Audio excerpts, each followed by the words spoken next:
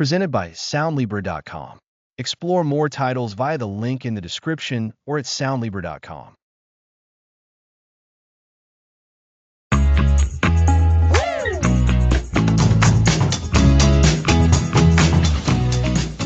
Time alone can be a powerful asset for growth. Just a quick heads up before we get started.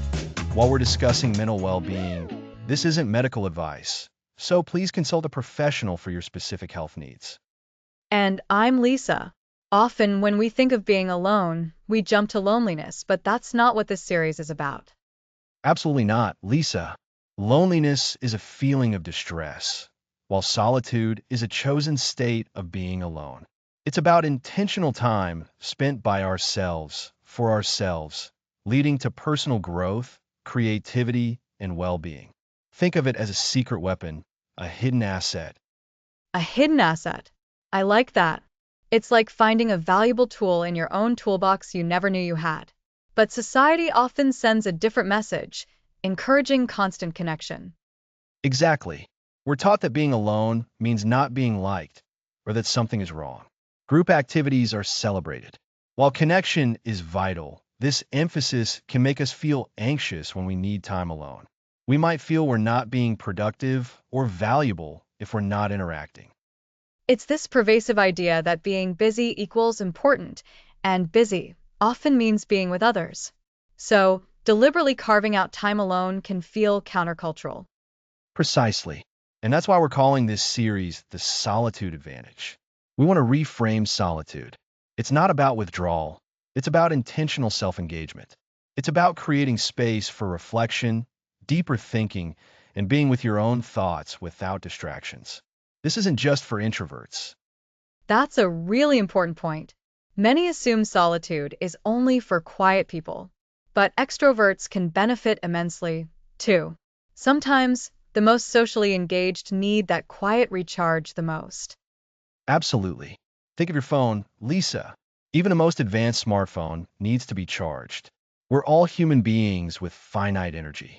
Social interaction expends energy. Solitude, done intentionally, recharges that energy, replenishing our mental and emotional reserves. It's not about rejecting others. It's about embracing ourselves. So, when we talk about productive solitude, what does that mean in practice? It's not just sitting in a room doing nothing, right? Ideally, it's much more than that.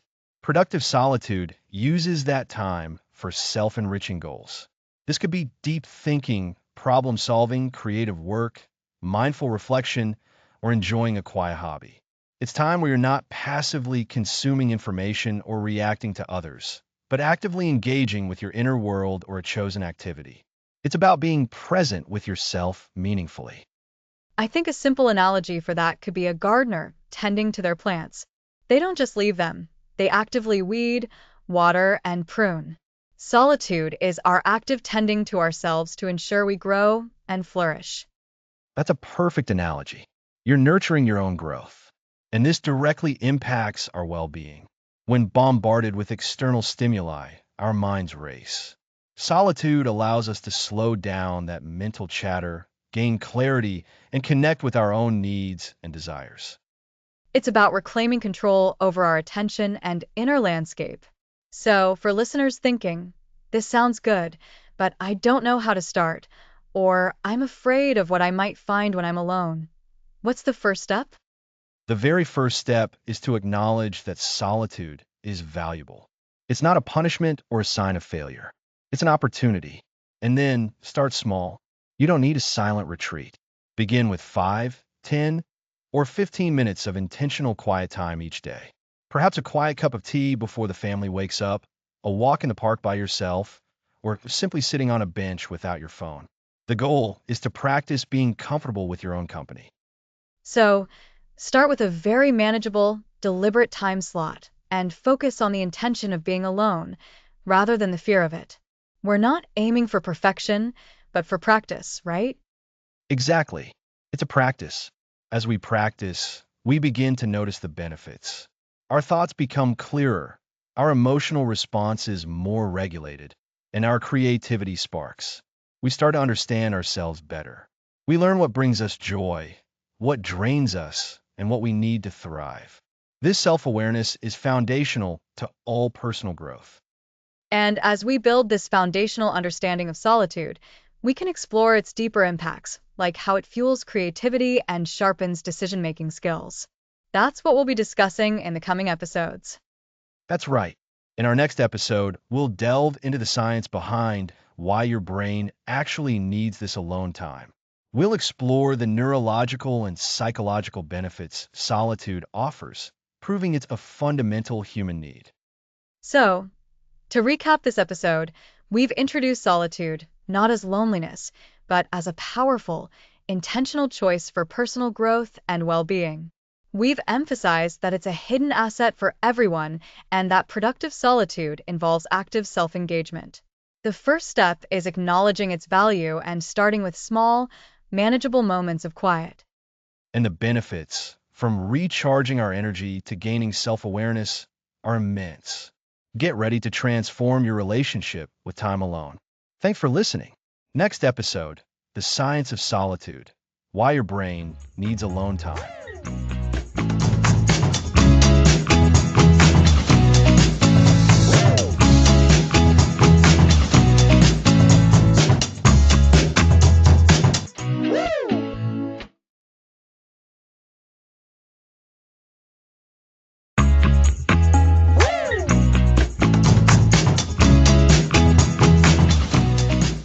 Welcome back. Last time, we introduced solitude as a powerful, overlooked asset. Today, we're diving into the science behind it. That's right. We're exploring the neuroscience and psychology that proves solitude is essential for our well-being and cognitive function. It's not just about feeling good. It's about how our brains are wired to benefit from these quiet moments. Precisely. So, let's start with a fundamental concept, downtime. When we're constantly bombarded with information and demands, our brains are in overdrive. But when we choose to be alone, our brain gets a chance to reset and perform crucial internal housekeeping. I think many people associate being alone with idleness, but you're saying it's actually a very active, albeit internal, process for the brain. Exactly. One of the most exciting areas of research involves what scientists call the default mode network, or DMN. Have you heard of this, Lisa? I've heard the term, but I'm not entirely sure what it means in practice. My mental image is more of a default setting, like when you turn on a computer. That's a great analogy. The default mode network is a network of brain regions that becomes active when our minds are at rest, when we're not focused on the outside world or a specific task. Think of it as your brain's idle state. But this idle state is anything but unproductive. So when we're not actively doing something, our brain is still busy? Incredibly busy. The DMN is crucial for things like self-reflection, thinking about the past, imagining the future, and understanding the perspectives of others. It's where our sense of self is processed, where we try to make sense of our experiences, and where abstract thinking often happens. When you're just sitting quietly, letting your mind wander, your DMN is hard at work. This is where insights often emerge. That makes so much sense. So, solitude is the perfect environment for this default mode network to hum along. If we're always engaged, always doing, this network doesn't get its chance to do its important work. You've hit the nail on the head. Without sufficient downtime, our DMN can become less efficient, and we miss out on these profound benefits.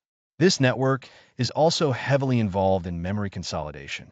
When you learn something new, it's during periods of quiet reflection and rest that your brain sorts and stores that information, making it more accessible later.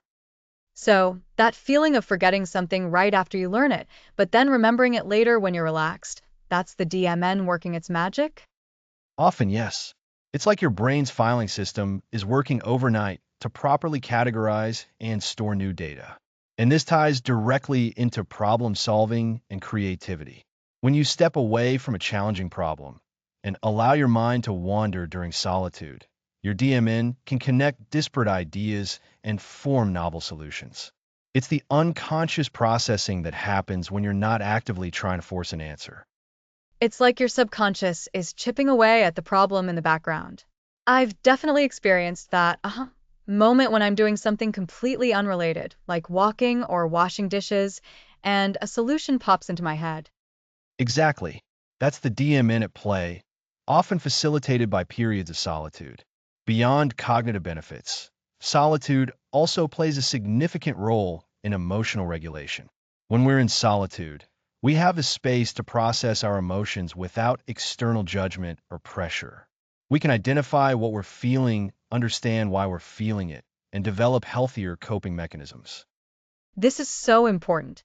So many of us are quick to distract ourselves from difficult emotions rather than sitting with them and understanding them. Solitude provides that safe container. It truly does.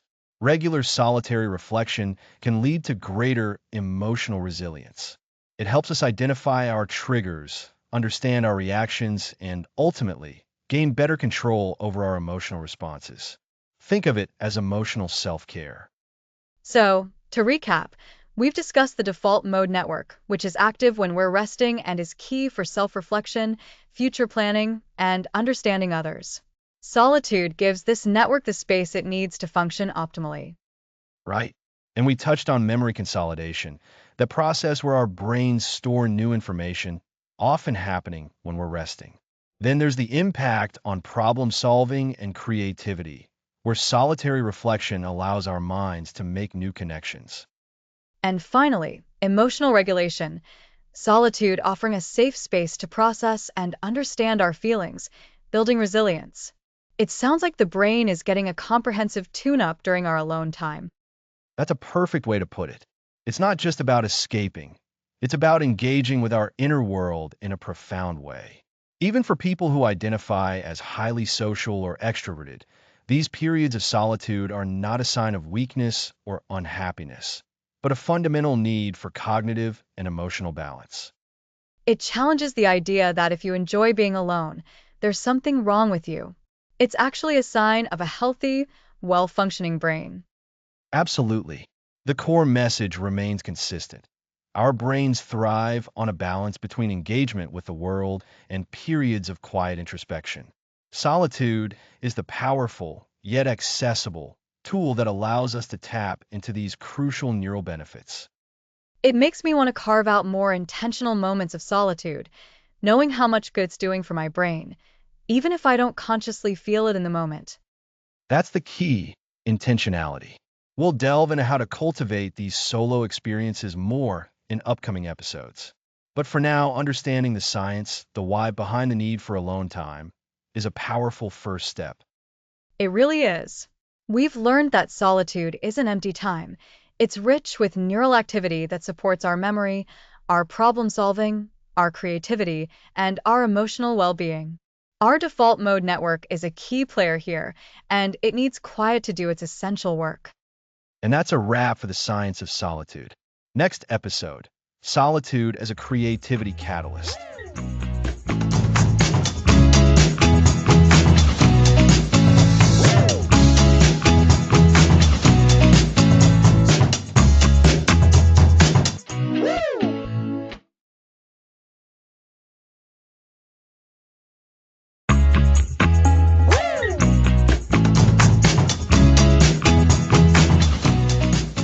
Welcome back to the Solitude Advantage.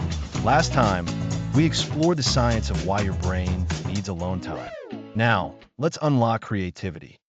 We're diving into how solitude can spark innovation. Many believe creativity comes from group brainstorming, but often, the best ideas emerge when we're alone. When you're alone, your mind is free from distractions, notifications, and others' demands. This uninterrupted thinking time is fertile ground for creative thought, allowing for deeper ideas and breakthrough moments. So, it's about giving our brains quiet space to wander, make novel connections, and avoid immediate external input, like letting a garden grow undisturbed. A perfect analogy. Many historical figures cherish solitude. Think of Virginia Woolf and her room of one's own, or Isaac Newton's profound insights during isolation. Artists and musicians also seek quiet spaces. When not reacting to the outside world, we have mental bandwidth to explore an idea from all angles without getting sidetracked. Precisely. This deeper exploration generates original idea. We can experiment, play with assumptions, and challenge norms. This is where true innovation happens, by forging new paths, not just rearranging old ones. This deep work thrives in solitude. How does solitude help connect unrelated concepts? Our minds form new neural connections. In solitude, our brains engage in diffuse thinking or background processing. Imagine your brain as a network. In solitude, it relaxes and connections form between seemingly unrelated ideas. So, our subconscious mind can link gathered information in the background, like knitting a tapestry of ideas. Exactly. When you return to conscious thought, those connections can lead to a burst of insight. Often in quiet moments, a solution or concept suddenly appears. This is the magic of solitude as a creativity catalyst. It's about the quality of that time, focused, introspective, and free. For those not naturally artistic, how do we cultivate creative solitude? It can feel daunting. It requires intentionality. Dedicate 15 to 30 minutes daily or a few times weekly to be alone with your thoughts. It doesn't require a retreat. Should we actively solve problems or just let our minds wander? It could be a mix. You might have a specific creative challenge, like a writer developing a plot. Do free writing, sketching, or brainstorming without self-censorship. Or simply allow your mind to roam during a quiet walk, listening to music, or sitting in silence. The key is to remove distractions. When I go for a solo run, work problems come to mind, and I find new perspectives. My body moves, but my mind gets downtime. That's a great example. Physical movement can aid mental exploration. Create an environment supporting introspection. Turn off phone notifications, close computer tabs, and let others know you need this time. Protect your creative space. So, solitude offers uninterrupted thinking, novel connections, and breakthrough insights. It frees our minds and allows deeper exploration. To cultivate it, we need intentionality, dedicated time, and protected mental space. Think of solitude not as an absence of activity, but as a powerful presence of mind. It's an active introspection that fuels our creativity. Giving ourselves permission to be alone with our thoughts unlocks a wellspring of innovation. Many great accomplishments began in these quiet, solitary moments. It shows solitude isn't just a break, but a way to engage deeply with our inner world. Exactly. We've seen how solitude benefits our brains and fuels creativity. In our next episode, we'll explore scheduling these empowering solo experiences. Next episode, the art of scheduling empowering solo experiences.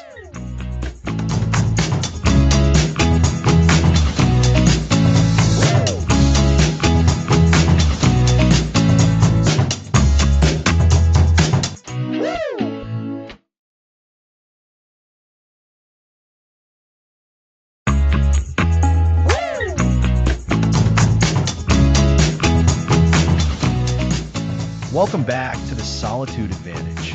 Last time, we explored how solitude can be a powerful catalyst for creativity. Now, let's get practical. Absolutely, Alex. It's one thing to understand the benefits, but quite another to actually carve out that time in our often chaotic lives. Today is all about the art of scheduling empowering solo experiences. Exactly, Lisa. The key word here is scheduling.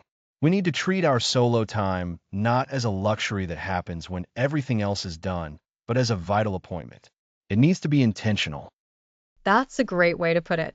So, Alex, where do we start with this intentional scheduling? How do we find these pockets of time? The first step is awareness. Look at your week. Where is your time actually going?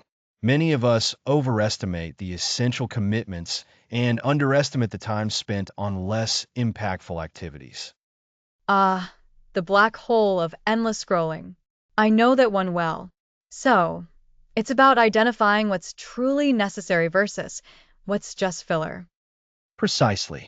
Once you have that awareness, you can start to identify those small potential openings. Think about your commute. Can you turn off the radio and just have that quiet time? Or what about your lunch break? Instead of rushing through it, could you take a few minutes to be by yourself, perhaps with a book or just to observe? So, it doesn't have to be large chunks of time. Even a few minutes here, and there can add up. Absolutely. It's about reframing how you see your day. Think about mornings before the household wakes up or evenings after everyone else is asleep. These can be golden opportunities for solitude. And don't forget weekends. Even if you have family commitments, can you allocate an hour or two for yourself? It's like looking for little opportunities to breathe, isn't it?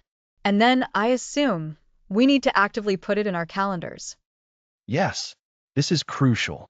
If you don't schedule it, it won't happen. Block out time in your calendar. Be specific. Instead of me time, write 1 hour solo walk or 30 minutes reading by the window. This makes it concrete and gives it a sense of purpose.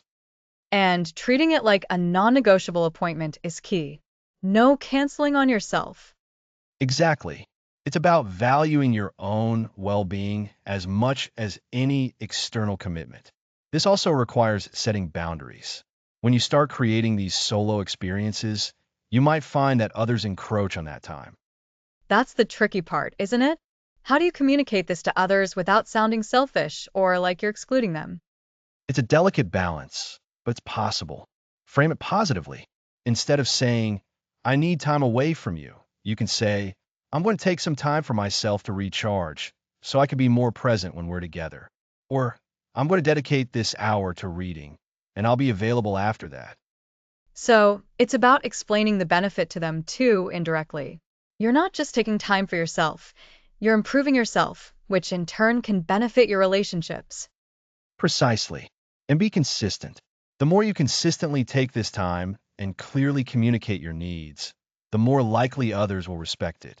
It becomes part of the family or household rhythm. Remember our discussion on creativity? Scheduling solo time is the mechanism that allows that creative space to flourish consistently. Connecting back to previous episodes is so helpful. It shows how these concepts build upon each other. So, we've identified time, scheduled it, and started thinking about boundaries. What else is important for making these solo experiences empowering? The quality of the solo experience matters. It's not just about being alone, it's about what you do with that time. Make it something you genuinely look forward to.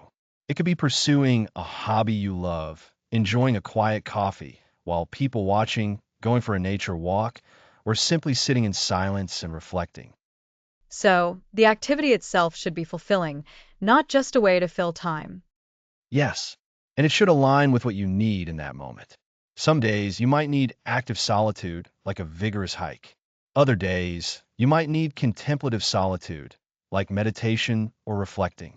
Being attuned to your needs is part of the art. I think for many people, the idea of scheduling alone time might feel daunting because they fear what they'll find when they're truly alone with their thoughts. That discomfort can be a big barrier. You're right, Lisa. And that's a topic we'll absolutely tackle later in this series, overcoming that resistance. But for now, the focus is on the mechanics of making it happen. The scheduling, the communication, the intentionality. These are the foundational steps. Let's do a quick recap of what we've covered today for our listeners. We've emphasized turning solitude into a scheduled, non negotiable appointment. We talked about becoming aware of our time, identifying small pockets of opportunity, and actively putting these solo experiences into our calendars. We also touched on the importance of setting boundaries and communicating our needs to others effectively, framing it as a way to recharge and be more present. And finally, we highlighted that the quality of the solo experience matters, making it an activity that genuinely fulfills us. Excellent summary, Lisa. The takeaway is that solitude isn't something that happens to you. It's something you create. By scheduling empowering solo experiences, you're actively investing in your well-being, your creativity, and your overall clarity. It's an act of self-care that pays significant dividends. It feels so empowering to think of it that way, as an active choice. And this commitment to scheduling will naturally lead us to our next topic.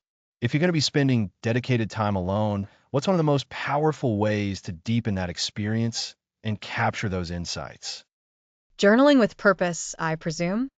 You got it.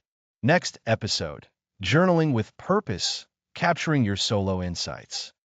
Fantastic. So, for today, embrace the planner, protect your time, and start scheduling those empowering solo experiences. Indeed. Thanks for listening.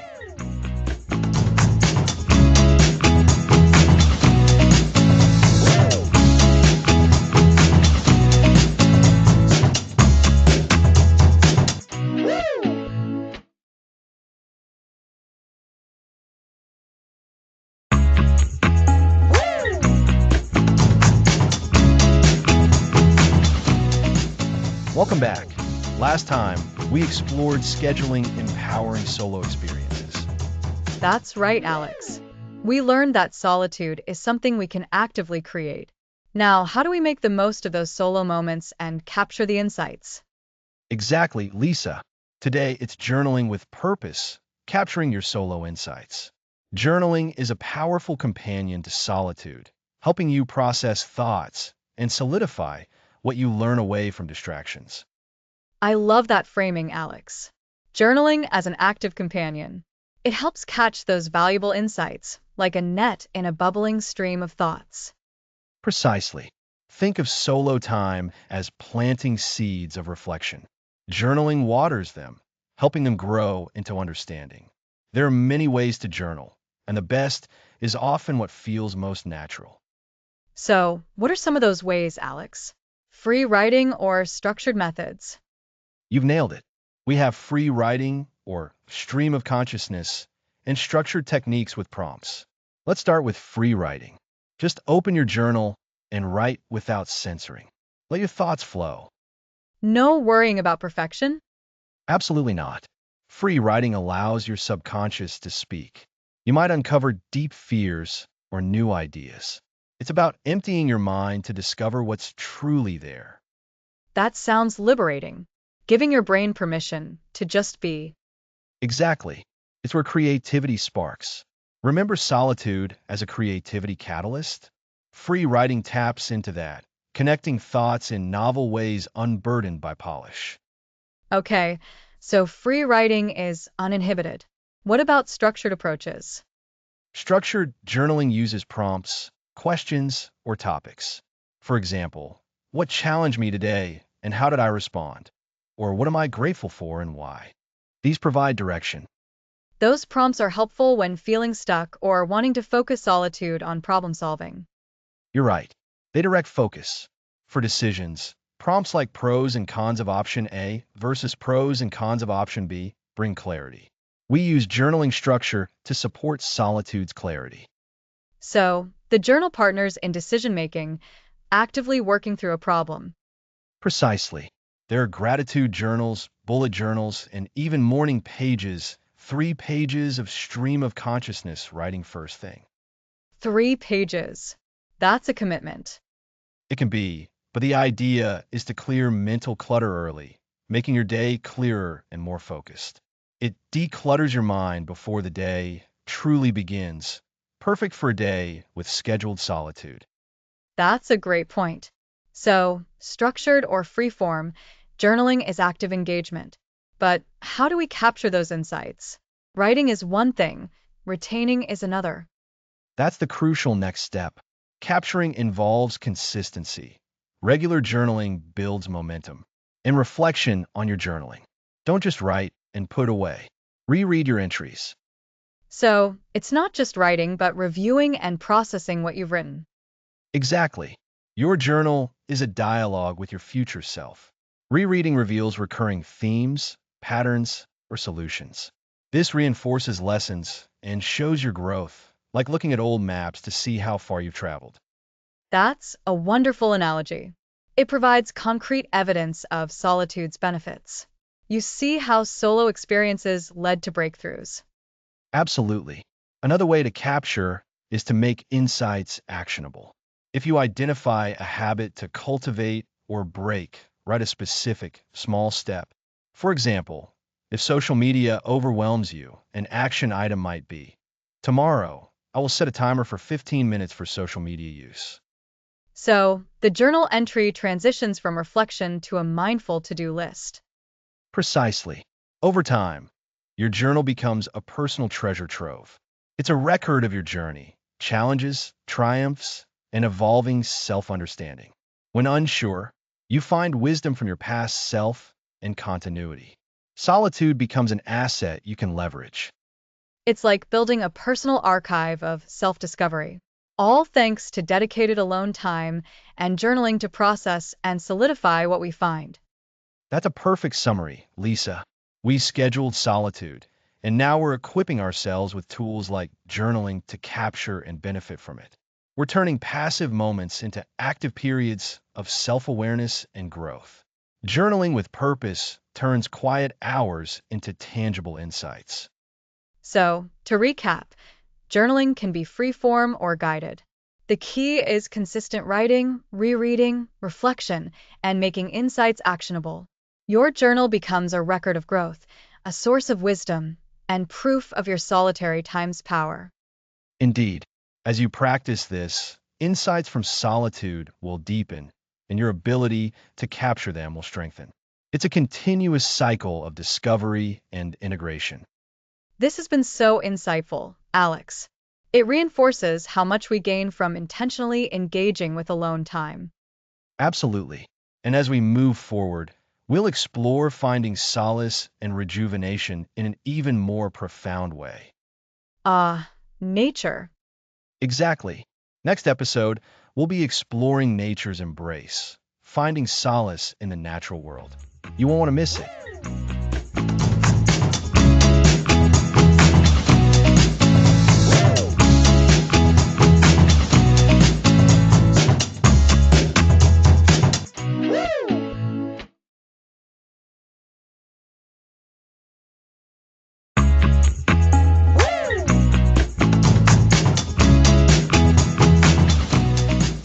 Welcome back to the Solitude Advantage. Last time, we explored how purposeful journaling can capture and deepen the insights gained from your solo experiences. Now, we're stepping outside to discover how nature itself can become your sanctuary and powerful ally in embracing solitude. That's right, Alex. We've been talking about carving out intentional alone time, and sometimes the best place to do that is right outside our front door. Today, we're diving into nature's embrace, finding solace in the natural world. Absolutely, Lisa. For centuries, humans have recognized the restorative power of nature. Think about it. Ancient philosophers, artists, writers all sought out natural landscapes for inspiration and peace. And there's a reason for that. There's a deep, almost primal connection we have with the natural world that solitude amplified can be incredibly potent. It's true. When we disconnect from the constant chatter of our daily lives, our phones, our to-do lists, even just other people, and immerse ourselves in a natural setting, something shifts within us. It's like our minds can finally exhale. Exactly. And this isn't just a vague feeling. Science is increasingly showing us the tangible benefits of spending time in nature, especially when we do it with intention in solitude. One concept that has gained a lot of traction is forest bathing, or Shinrin-yoku in Japanese. It's not about hiking or strenuous exercise, but rather about mindfully immersing yourself in the forest atmosphere. Forest bathing. I love that phrase. It sounds so peaceful. So, what does that actually involve? Is it just walking around and enjoying the scenery? It's really about engaging all your senses. It's about being present. So, instead of just looking at the trees, you're listening to the rustling leaves, feeling the texture of bark, smelling the damp earth, perhaps even tasting the fresh air. It's a deliberate slowing down and connecting with the environment. And when you do this alone, it amplifies that sense of peace and receptivity. That makes so much sense. When we're alone in nature, we don't have the distraction of conversation or needing to point things out to someone else. We can just absorb it all. It sounds like a perfect complement to the journaling we discussed last time. Nature can provide the perfect backdrop for those solo reflections. Precisely. Nature provides the perfect canvas for mindful reflection. It offers a sense of awe and perspective that can be hard to find in our busy lives. Imagine sitting by a quiet stream with only the sound of the water and the birds for company. It creates a natural rhythm that can help calm an overactive mind. And it doesn't have to be a remote wilderness, does it? I mean, many of us live in urban environments. That's an excellent point, Lisa. While a deep forest is wonderful, you can absolutely experience these benefits in smaller urban parks, a backyard garden, or even by a pond in a city. The key is to seek out the green spaces and tune into them deliberately. Even a short walk in a park during your lunch break, if done mindfully and without your phone, can make a difference. So, it's about consciously choosing to be present in that natural setting. What are some of the specific benefits researchers are finding? Well, studies have shown that spending time in nature can significantly reduce stress hormones like cortisol. It can lower blood pressure and heart rate. It also has a profound impact on our mood. Exposure to natural environments has been linked to decreased feelings of anxiety and depression, and an increase in positive emotions. Wow. So, it's not just a nice to do, it's genuinely good for our mental and physical well being. It's like a natural reset button. It truly is. And when we combine this with solitude, we create an even more powerful effect. Solitude allows us to fully internalize these positive environmental influences without distraction. We can process our thoughts and emotions more effectively when we're not constantly reacting to external stimuli.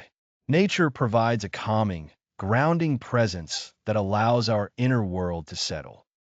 I can picture that. When I'm alone and surrounded by trees, I feel a sense of being part of something much larger than myself. It can put everyday worries into perspective. That sense of perspective is vital. Nature doesn't care about our deadlines or our social anxieties. It operates on a different time scale, a different rhythm. And by immersing ourselves in it, we can tap into that broader perspective. It helps us to see our problems not as insurmountable mountains, but as challenges that can be navigated.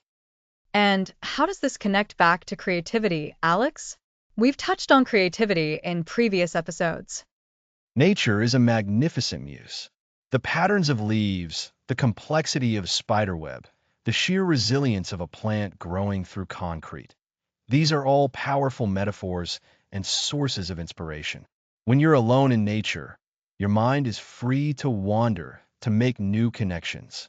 You're not trying to solve a specific problem, you're just observing, absorbing. And often, solutions or creative ideas emerge spontaneously. It's that quiet observation that allows the subconscious to do its work.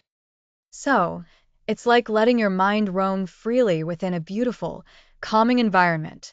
It's not forcing creativity, but rather creating the conditions for it to flourish. Exactly. And incorporating nature into your solitude doesn't have to be a grand expedition.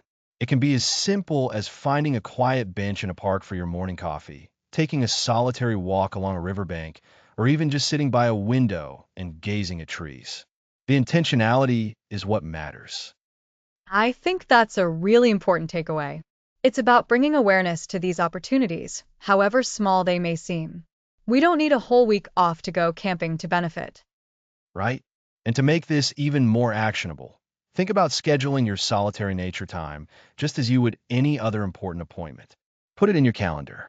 Decide beforehand what you want to do, perhaps a quiet walk, or simply sitting and observing.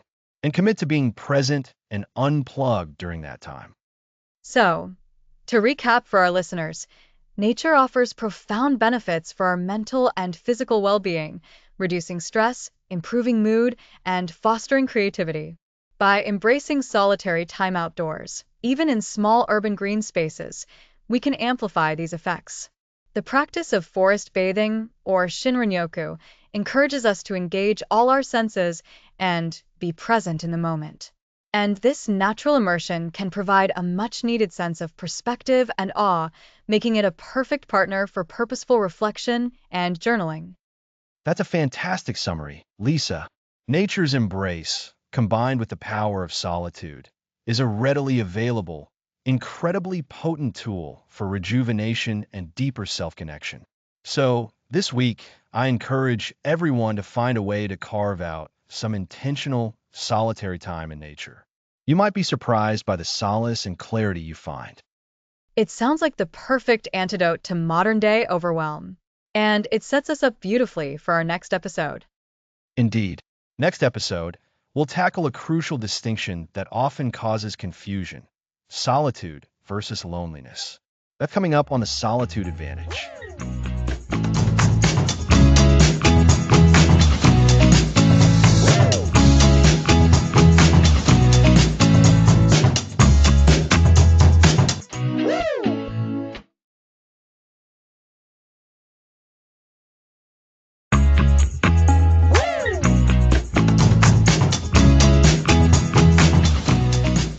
Welcome back. Last time, we explored how immersing ourselves in nature can be a powerful way to find solace. Today, we're tackling a really important distinction, one that often gets misunderstood: the difference between solitude and loneliness. Right, Alex? It's so easy to conflate the two, isn't it? People hear spending time alone and immediately think of sadness or isolation. But as we've been exploring in this series, solitude is actually a powerful tool for self-discovery and rejuvenation. Exactly, Lisa. And that's precisely the crucial distinction we need to draw. So, let's start by defining our terms. Solitude, in the context of our topic, is a state of being alone by choice. It's a self-imposed, often chosen, period of time where you disconnect from external demands and connect with yourself. It's intentional. It's about seeking out that quiet space for reflection, creativity, or simply recharging. You are choosing to be alone and you find value in that chosen state. Think of it like choosing to go for a long walk in a beautiful park. You went there because you wanted to experience it. That's a great analogy. And the key here is empowerment. When you are in solitude, you're in control. You can direct your thoughts. You can engage in activities that nourish you, or you can simply be. It's an active engagement with your own inner world. This is an asset, not a deficit. So, if solitude is a chosen, empowering state, what then is loneliness? Loneliness, on the other hand, is a feeling. It's an emotional pain that arises from a perceived lack of connection. It's the feeling of being unwanted, unsupported, or disconnected from others, even when you might be surrounded by people. It's an unwanted state. So, it's the feeling of disconnection, not necessarily the physical state of being alone. You can feel lonely in a crowded room, or you can feel perfectly content and connected when you're by yourself. Precisely. Loneliness is a signal, much like hunger signals that you need food. Loneliness signals that your need for social connection, for belonging, isn't being met. It's an involuntary and often painful experience. This distinction is so vital because for so long, society has painted being alone with a negative brush. We're told we need constant companionship, that being by ourselves is somehow a sign of failure or social inadequacy. And that's where the misconception about solitude really takes root. People fear solitude because they equate it with loneliness. They worry that if they spend time alone, they'll fall into that pit of unwanted isolation and despair. But by understanding that solitude is a choice, we can actively steer our time alone towards empowerment rather than allowing ourselves to slip into the discomfort of loneliness. How can we ensure our solo experiences feel like chosen solitude and not like involuntary loneliness? One of the most effective ways is through intention. Before you embark on a period of being alone, ask yourself, what do I want to gain from this time? Is it creative inspiration? Is it a moment of quiet reflection?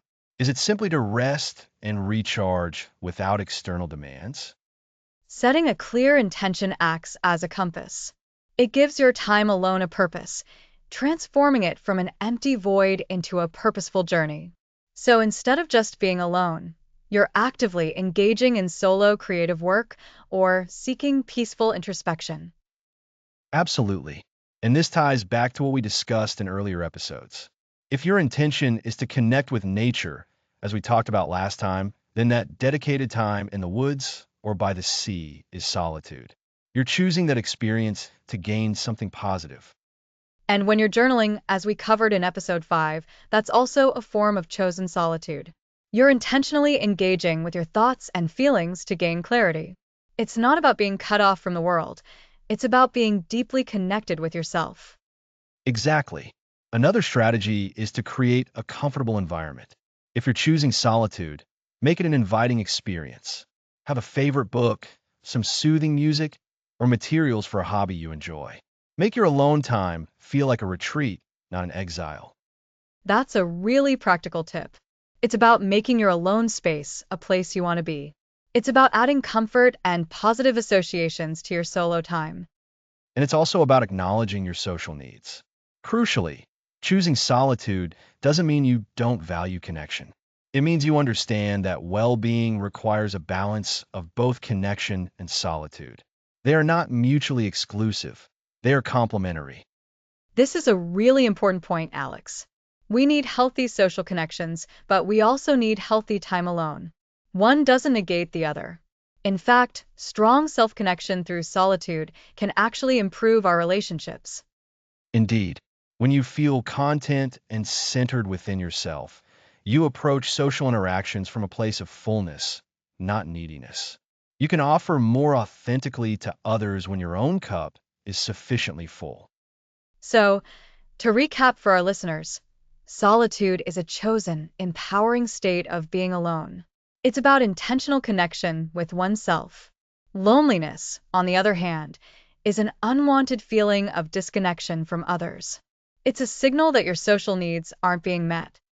And the key to ensuring our solo experiences are enriching is to approach them with intention. Ask yourself what you want to gain, create a comfortable environment, and remember that healthy solitude complements, rather than replaces, healthy social connection. So, it's not about whether you are alone, but about how you feel when you are alone. Are you choosing it, and are you finding value in it? Or are you feeling disconnected and wishing you were somewhere else, with someone else? That's a fantastic way to put it. By drawing this clear distinction, we can begin to reframe our relationship with being alone, embracing it as the powerful, rejuvenating asset it truly is. We can feel confident in our need for this time, knowing it's about self-care, not social failure. This has been so clarifying, Alex. It really destigmatizes the idea of spending time by ourselves and empowers us to seek it out for our own well being. Excellent. So we've explored the profound benefits of solitude, how to cultivate it, how to find it in nature, and now the crucial difference between solitude and loneliness. In our next episode, we'll look at how to integrate solitude into different life stages. Fantastic. So, join us next time as we explore solitude across the lifespan. We'll see you then.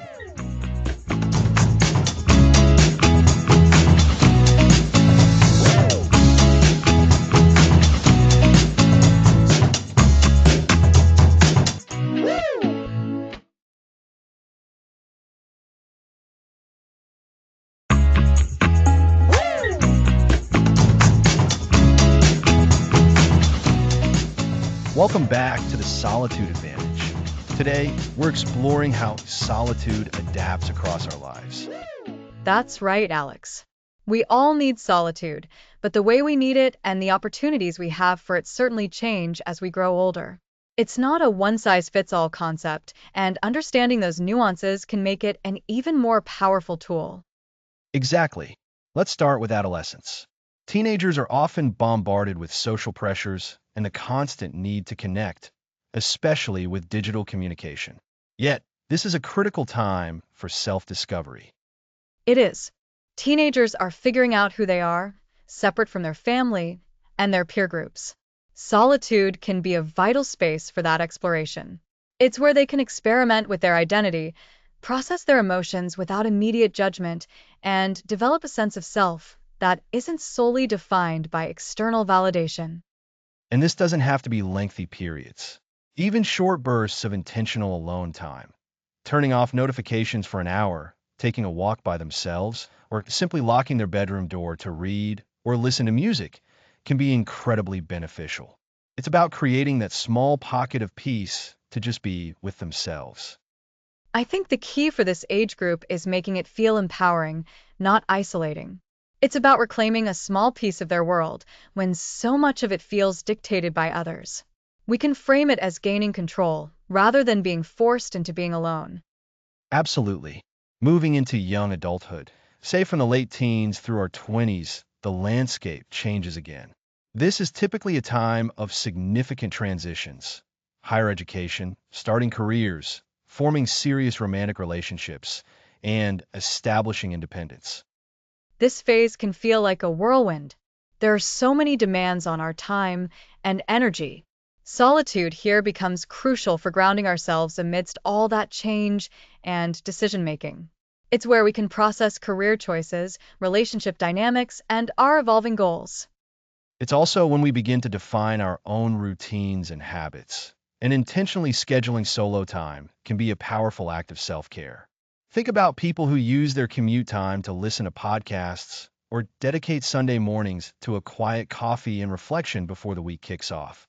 These are young adults actively building solitude into their lives.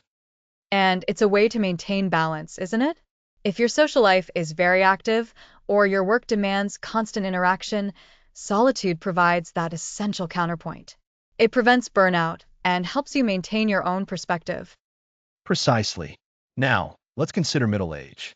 For many, this period, roughly from their 30s to their 60s, is marked by increased responsibilities. Careers are often at their peak, family life can be demanding with children, and perhaps elder care responsibilities are emerging. This can feel like the hardest time to find solitude, can it? Between work, kids' soccer practices, school events, and just the general upkeep of life, carving out personal time can seem impossible. It often requires a more deliberate, almost strategic approach. Middle-aged solitude might not look like long retreats. It might be those 20 minutes before the kids wake up for a quiet dawn walk, or an hour after they've gone to bed for some personal reading or a bath. It's about finding those slivers of opportunity and protecting them fiercely. And the purpose of solitude at this stage might shift too. It's not just about self discovery as it was in youth, but perhaps more about stress management, emotional regulation, and gaining clarity for complex decisions. When you're managing so much, having that quiet space to untangle thoughts is invaluable. You're absolutely right. It's a time when solitude can shore up your resilience. We're juggling so many external demands. It's your internal reserves that need to be strong, and solitude is a primary way to replenish them. So, we've covered teens, young adults, and middle age. What about our later years, our senior years? How does solitude factor in here? This is a fascinating stage, as life circumstances often change significantly. For many seniors, there might be retirement, leading to more free time. But for others, there might be increasing physical limitations, the loss of a spouse or friends, and perhaps a greater sense of daily routine that can sometimes feel monotonous. So, solitude can offer different things at this age. For some, it's a chance to finally pursue long held hobbies and interests that retirement has made possible. It's a time for rich, rewarding solo experiences. And for those who are experiencing loss or isolation, intentional solitude, as distinct from loneliness, becomes even more critical. It's about finding ways to engage with oneself, to maintain a sense of purpose and inner life, even if external social connections have lessened. This might involve creative pursuits, learning something new online, or simply finding joy in quiet reflection. It's about preserving that internal world and ensuring it remains vibrant and engaging. Even in facing challenges, solitude can be a source of comfort and self reliance. The key across all these life stages is adaptation. We don't approach solitary time in our 20s the same way we do in our 60s. It's about recognizing what solitude can offer at each particular point in our lives, and then actively designing our days, our weeks, and our years to incorporate it. So, to recap, for teenagers, solitude is about identity exploration and reclaiming personal space. For young adults, it's about grounding amidst transition and establishing healthy habits. In middle age, it's often about stress management, clarity, and resilience. And for seniors, It can be about pursuing passions, finding purpose, and maintaining an inner life through changes. Exactly. It's not a static practice. It's a dynamic one that evolves with us. By understanding how solitude can serve us differently at each stage, we can ensure it remains a consistent source of strength, clarity, and well-being throughout our entire lives. It truly is a lifelong advantage if we learn to adapt it to our unique journey. That's a wonderful way to put it, Alex. Adapting our solo habits to our life stage ensures that solitude continues to be our hidden asset, no matter our age. Next episode, we'll explore how even the most social among us, the extroverts, can discover a profound advantage in embracing solitude.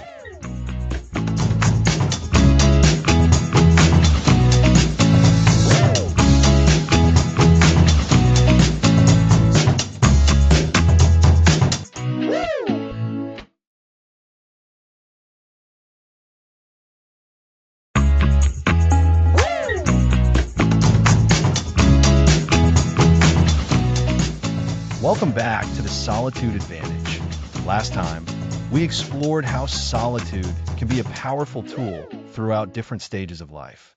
Today, we're diving into a topic that might surprise some: how someone who thrives on social connection, a social butterfly, can also harness the power of solitude. That's right, Alex. For many people, especially extroverts, the idea of spending time alone might sound daunting. If you get energy from others, why seek solitude? But we'll show you it's not only possible, but incredibly beneficial. Exactly. It's about understanding that even the most outgoing individuals have an inner world that needs attention. Solitude isn't about deprivation, it's about a different kind of richness. Think of a battery. Extroverts recharge by connecting, but like any battery, they can get drained if they don't have moments to themselves to process and reset. That's a great analogy, Alex. So, for a social butterfly, how does solitude serve as an advantage? What are the tangible benefits? Well, Lisa, one of the primary benefits is enhanced social engagement. It might sound backward, but scheduled solitude can actually make your social interactions more meaningful and less depleting. When you choose to spend time alone, you're preparing yourself to engage from a fuller, more centered place. You're not constantly running on empty. So, instead of feeling drained after a big social event, intentional solo time could help better manage that energy? Precisely. It's about strategic recharging. Extroverts often get energy from external stimulation. Solitude provides the quiet, internal space to process those experiences.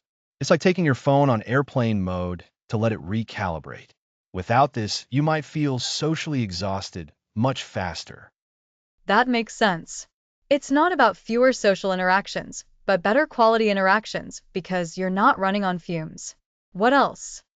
Another huge advantage is gaining perspective.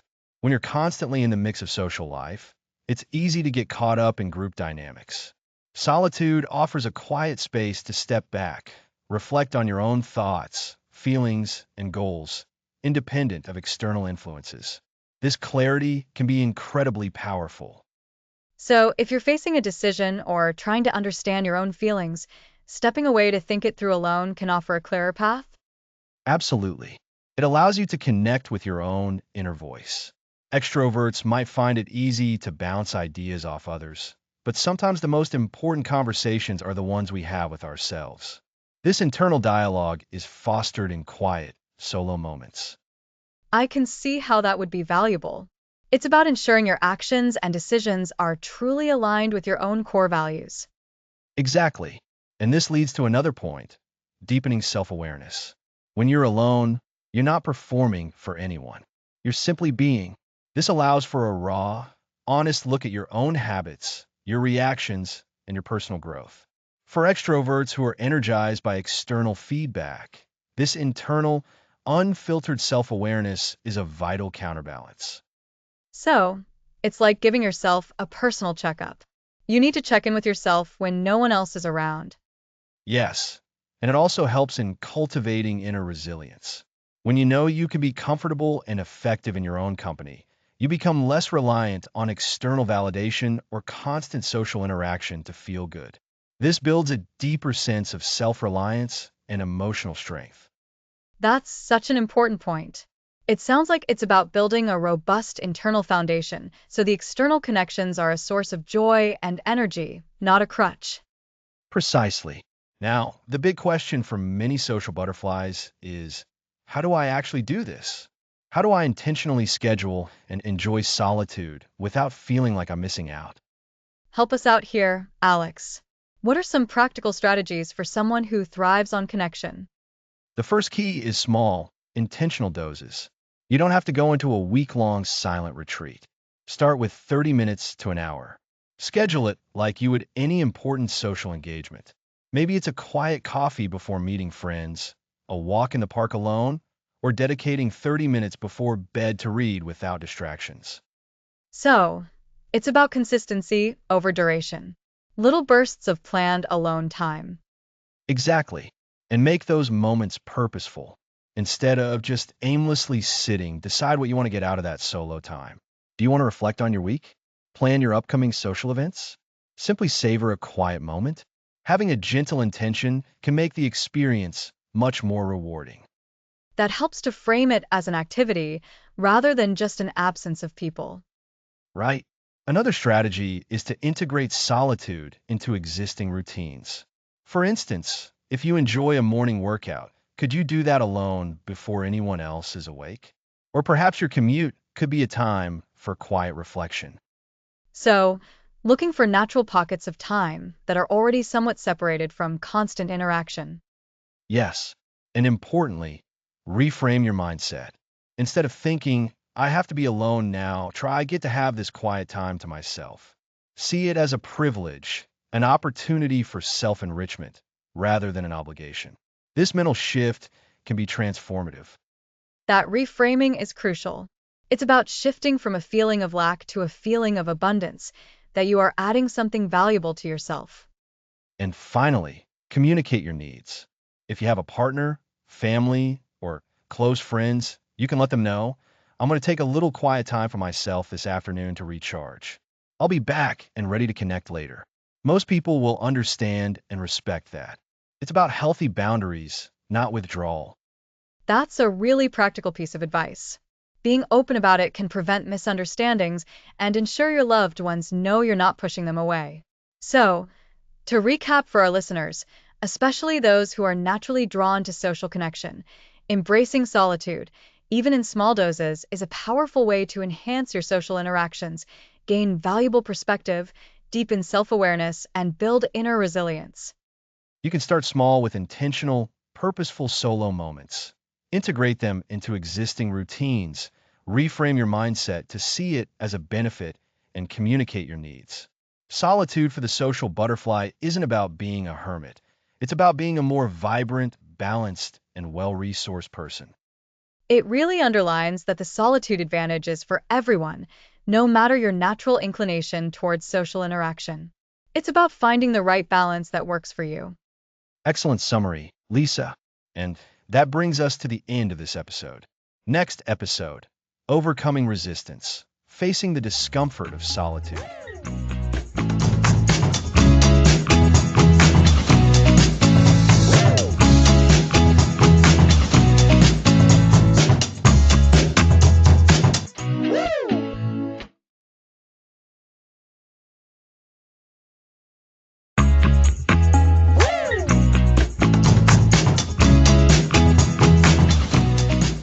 Welcome back. Last time we discussed thriving as an extrovert. Now let's tackle overcoming resistance.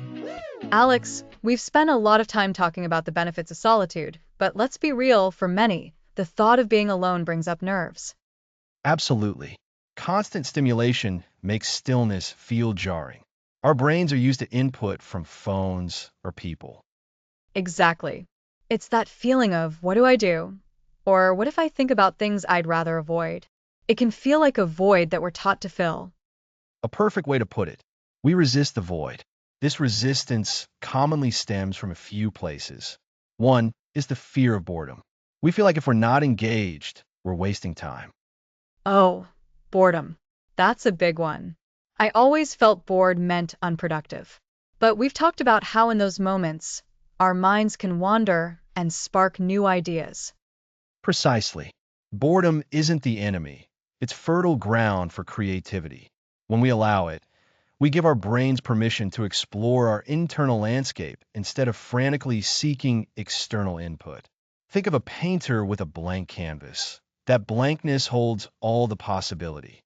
The void is an invitation to create. That's a great analogy. What's another common resistance? Another is the fear of self-doubt or confronting difficult emotions. Alone, there's no one to distract us. Unresolved worries can surface powerfully, making us feel anxious or inadequate. This can feel threatening. It's easier to scroll social media than sit with our own imperfect feelings. It is. We need to consciously reframe solitude. Instead of a state forcing us to confront negatives, view it as a safe, private space to process them. It's about gently acknowledging and understanding feelings without judgment. So, it's less about being confronted by problems and more about having quiet to work through them. Exactly. It's like having your own inner wisdom as a trusted friend. This space allows introspection. Remember from episode 5, journaling is a fantastic tool. Writing down thoughts and feelings can provide perspective and reduce intensity. Right?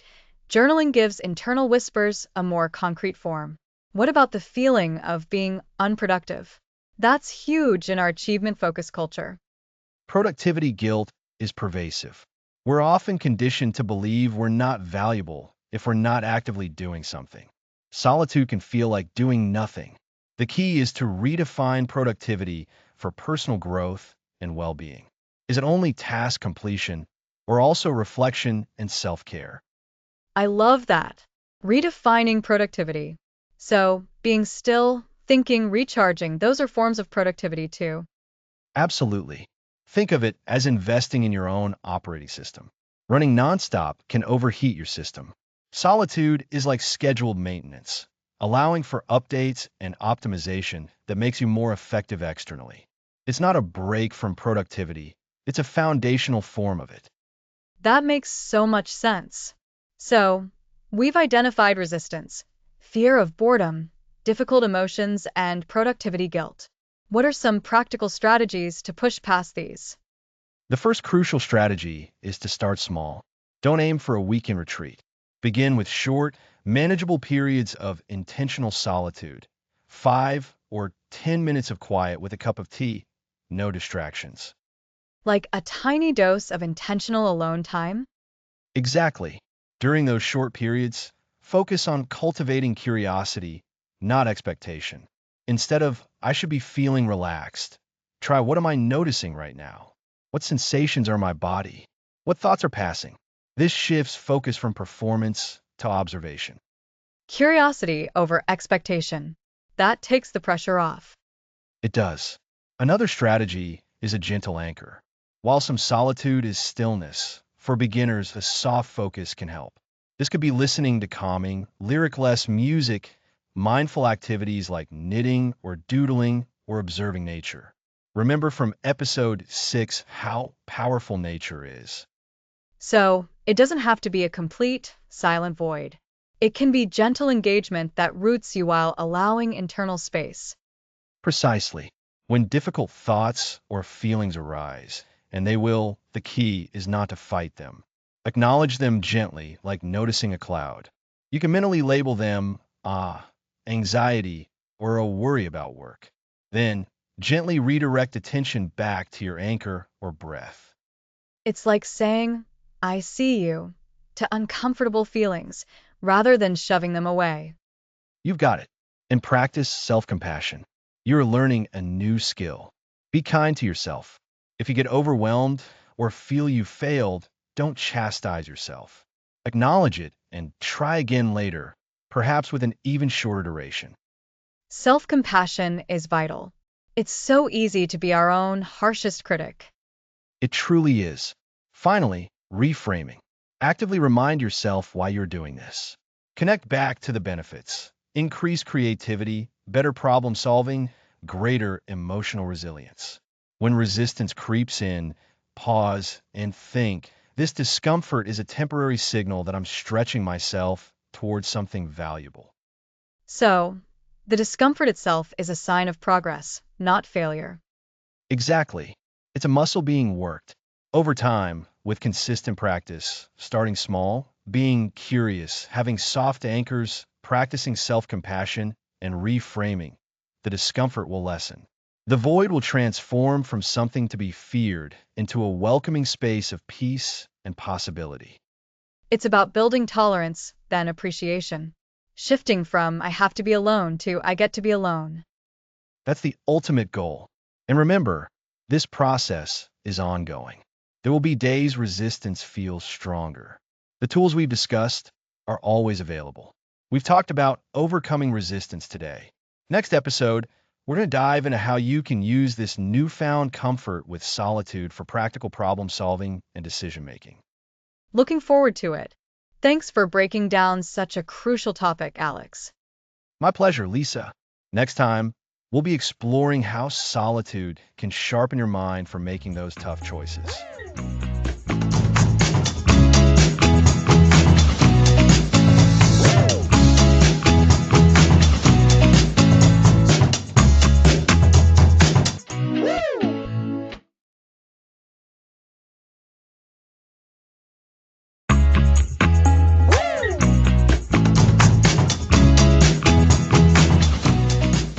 Welcome back to the Solitude Advantage.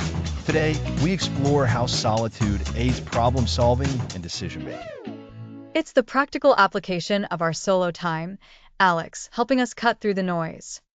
Exactly.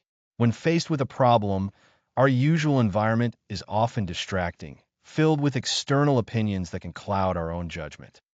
Even well meaning advice can sometimes steer us away from what feels right, making us second guess our own intuition.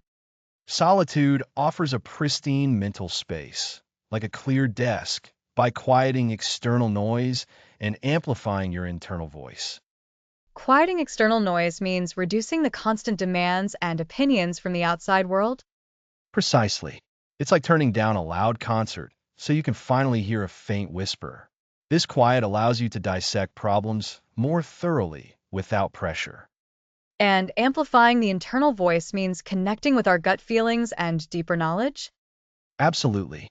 Solitude gives you permission to listen to your inner dialogue, access deeper intuition, and reflect on your values without external expectations.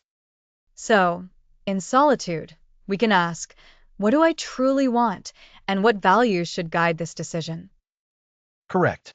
This leads to more objective weighing of options. Away from others, you're less swayed by biases. You can explore scenarios and connect them to your personal priorities. So, we're using solitude strategically for problem solving. Are there specific techniques? Yes, dedicate solo time to a specific problem or decision. Clearly articulate it beforehand. Then, actively engage with it during your solo time. How would that concretely look? Start by brainstorming all possible solutions, no matter how unusual.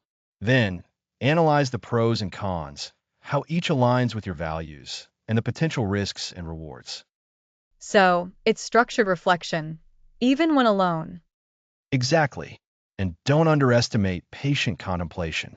Your subconscious mind can work wonders when given space, like a librarian quietly sifting through information. That's a fantastic analogy. It highlights that stepping away can be the fastest way forward. Precisely. Remembering episode 5 on journaling, it's an incredible companion.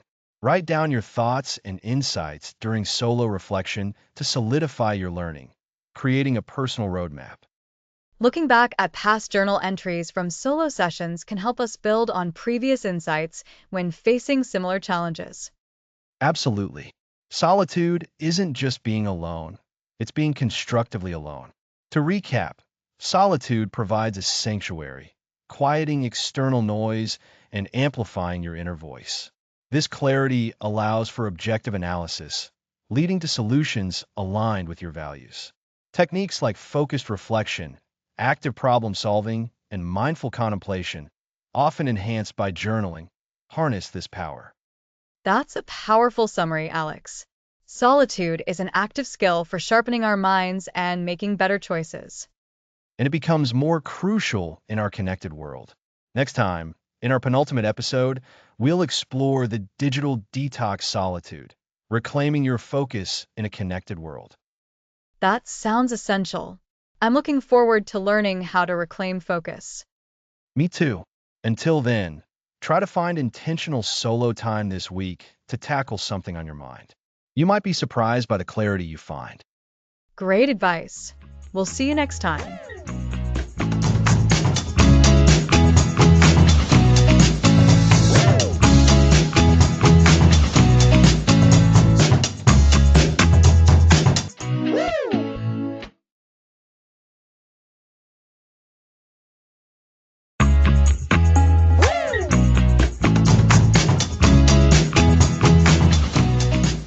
Welcome back. Last time we discussed problem solving and decision making through solitude. It's true, Alex. The paradox of our connected age is that while technology brings us closer in some ways, it can also be a major barrier to the deep, personal solitude we've been talking about. It's like trying to find a quiet library in the middle of a bustling festival. So, how do we combat this digital deluge and carve out moments for true focus and rejuvenation? That's exactly what we'll explore today. The concept of digital detox solitude and offering practical strategies for managing our technology so it serves us rather than rules us. Think of it as intentionally creating offline sanctuaries for reflection and recharging. I like that. Offline sanctuaries. It sounds so peaceful. So, when we talk about a digital detox, what does that really mean in the context of solitude? Is it just turning off your phone for a few hours? It's more than just a temporary shutdown, Lisa. A digital detox solitude is about being intentional with your technology use. It's about recognizing that constant connectivity can lead to a kind of mental fragmentation. Our attention is pulled in so many directions that it becomes difficult to focus on a single task or even on our own thoughts. This can impact our decision making and our ability to be present, which we touched on in episode 11 about solitude for clarity. Right? The idea of being truly present. When you're bombarded with emails, social media alerts, and news updates, your mind is constantly on high alert, switching between different stimuli. It's like a tiny notification confetti perpetually falling in your brain, making it hard to see the clear path. Exactly. And this overstimulation can lead to what some call digital fatigue. We feel drained, unfocused, and sometimes even anxious when we're too connected.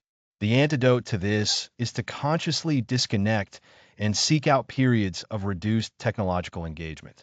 This allows our brains to rest, process information, and regain a sense of calm and control.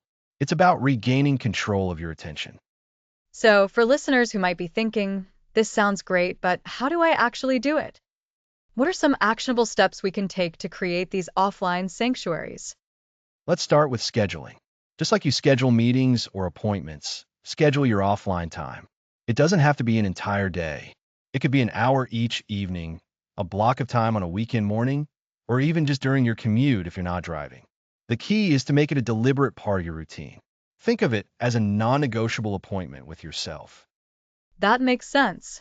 So, instead of letting technology dictate when we're free, we're actually taking charge of our time. What about the specific ways we can disconnect? Are there different levels of digital detox? Absolutely. You can start small. For example, try designating phone-free zones in your home, like the bedroom or the dining table. This helps create physical boundaries that encourage disconnection. You can also implement tech-free times, like the first hour after waking up or the hour before bed. This allows for a gentler start and end to your day free from digital demands. I can see how having a tech-free bedroom would make a big difference. So many of us scroll through our phones right before trying to fall asleep, and then we wonder why we're tossing and turning. Precisely. And when you're choosing to disconnect, it's also helpful to be mindful of why you're reaching for your device. Is it out of habit, boredom, or is there a specific, intentional purpose? By asking yourself these questions, you can start to break the automatic response to pick up your phone. That requires a good dose of self-awareness, doesn't it? To pause and ask, why am I doing this? It does, and that's where the solitude aspect comes in. When you create these moments of disconnection, you create space for that self-awareness to emerge. You can notice your thought patterns, your emotional states, and your habitual reactions. This is where the introspection we've discussed throughout this series really shines. Remember how we talked about journaling to capture solo insights in episode 5? This is your chance to gather that material. So, a digital detox isn't just about not being online. It's about what you do with that reclaimed time and mental space. It's an opportunity for genuine personal connection with yourself. Exactly. And to enhance this, consider the notification diet. Most of us have notifications turned on for every single app, constantly pulling our attention. Be ruthless in pruning these. Ask yourself, do I truly need to know this immediately? For most things, the answer is no. Turn off non-essential notifications and batch your checking of emails and social media into designated times. A notification diet, I love that. It's like being mindful about what you're consuming digitally, just as you would be with food. And the goal is to feel better, not worse, right? Right? And another strategy is to intentionally plan activities that don't involve screens. Think about hobbies that engage your hands and your mind differently. Reading a physical book, engaging in a craft, going for a walk in nature, like we discussed in episode 6, or spending time in conversation with someone without the distraction of phone. These activities naturally foster a sense of presence and calm. So we're replacing screen time with other enriching activities. It's about a proactive shift, not just an absence of technology. It sounds like this digital detox solitude is about cultivating intentionality in our lives. That's a perfect way to put it, Lisa. Intentionality. It's about designing your days and your environment to support your focus and well-being, rather than letting the digital world dictate it. And remember, this isn't about being anti-technology. It's about being discerning and ensuring that technology remains a tool to enhance your life, not a constant source of distraction or stress. And by consciously stepping away from the digital currents, we can tap back into that valuable asset we've been exploring throughout the series, our own capacity for productive solitude. It helps us reconnect with our inner selves, leading to better problem solving, increased creativity, and a greater sense of peace. We've seen how solitude can amplify our lives in so many ways. Indeed. And as we bring this episode and this series to a close, I want to reiterate that the solitude advantage is about much more than just being alone. It's about cultivating intentional time for yourself, time to think, to create, to recharge, and to simply be. Whether it's through mindful digital detoxes, quiet walks in nature, or dedicated periods of reflection, embracing solitude can unlock hidden reserves of creativity, clarity, and resilience. We've journeyed through the science of solitude, its power to catalyze creativity, how to schedule it, and even how introverts and extroverts alike can benefit. We've tackled the discomfort of being alone and the immense clarity it can bring, especially in our hyper-connected digital world. It truly is an untapped asset that, once nurtured, can transform how we navigate our lives and our work. This has been an incredible exploration, and I'm so glad we could share it with you. The solitude advantage is yours for the taking. Thanks for listening.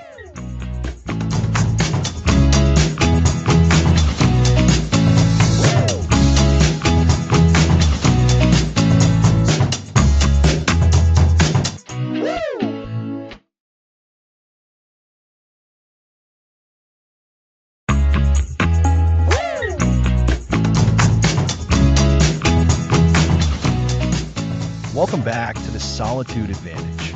This is the final episode of our series. It's been an amazing journey, Alex.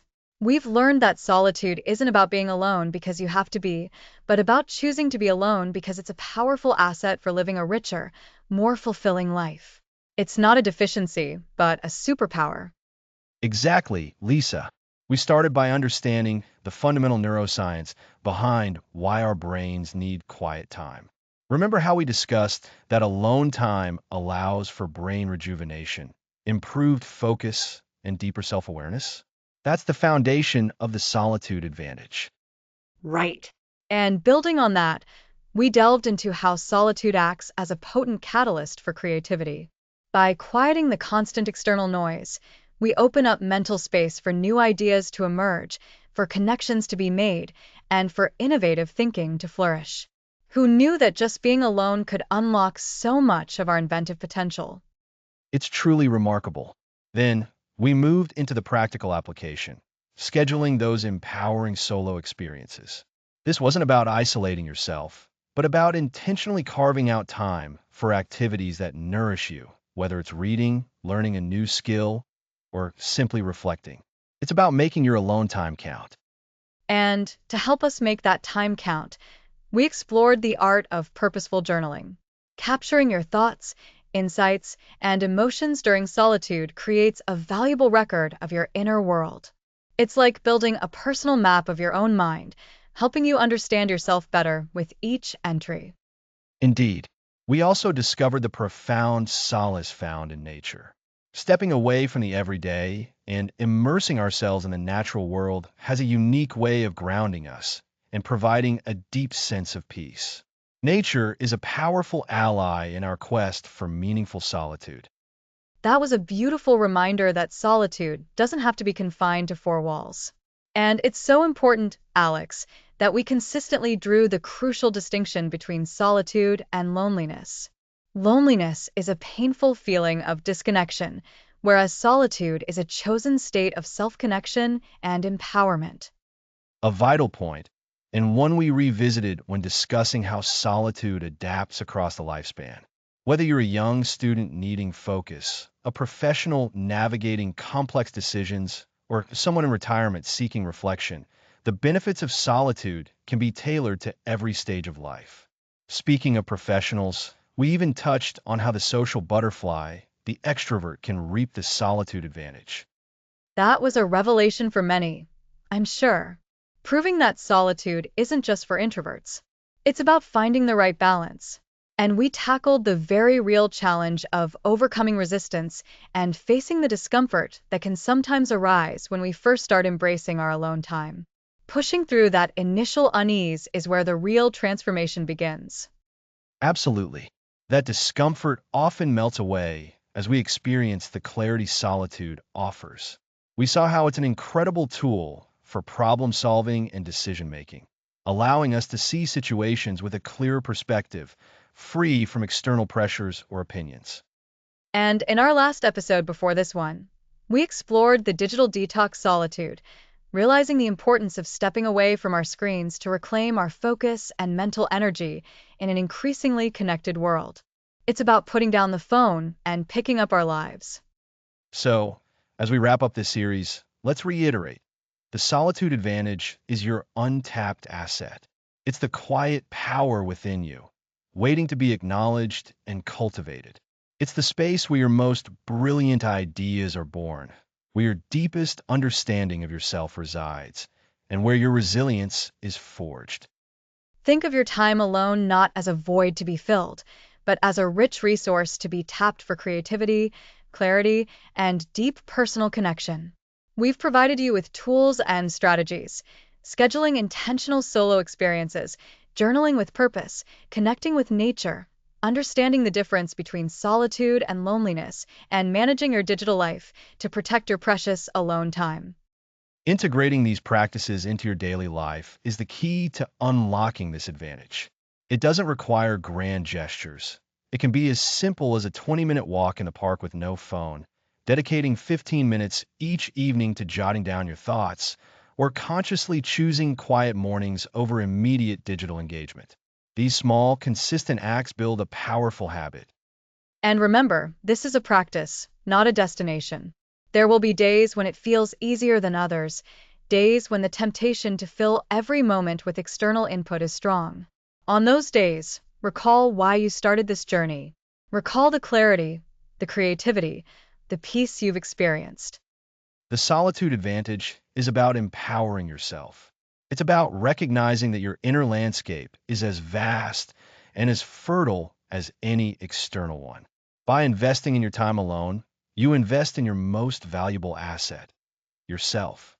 You are building a foundation for greater well-being, deeper insights, and a more authentic life. It's about learning to be truly comfortable in your own presence, to find companionship within yourself. This series has aimed to equip you with the knowledge and the encouragement to do just that. So go forth, embrace your solitude, and unleash its incredible advantages. Thank you for joining us on this journey through the solitude advantage. It's been a privilege to explore this topic with you. Thanks for listening to this series.